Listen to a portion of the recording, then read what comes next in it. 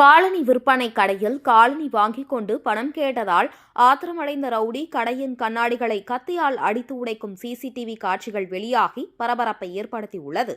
புதுச்சேரி முத்தியால்பேட்டை காந்திவீதி பகுதியில் நவீன் ஸ்டோர் மற்றும் பஜார் என காலணிகள் விற்பனை செய்யும் கடை இயங்கி வருகிறது.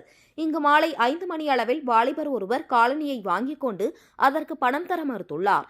அப்பொழுது அந்த பெண் அவரிடம் இருந்த காலணியை வாங்கி பணம் கொடுத்தால்தான் காலணியை தருவேன் என கூறியுள்ளார்.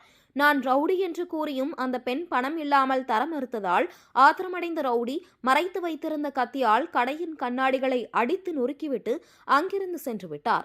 இதுகுறித்து தகவல் அறிந்து சம்பவ இடத்திற்கு வந்த முத்தியால்பேட்டை போலீசார் சிசிடிவி காட்சிகளை கொண்டு விசாரணை மேற்கொண்டதில் கடையை அடித்து உடைத்தவர் கோட்டக்குப்பம் பகுதியைச் சேர்ந்த முகமது உசேன் என்பதும் அவர் மீது கொலை முயற்சி வழக்கு உள்ளதும் தெரியவந்துள்ளது. உடனடியாக கோட்டக்குப்பம் பகுதியில் இருந்த ரவுடியை போலீசார் கைது செய்து சிறையில் அடைத்தனர்.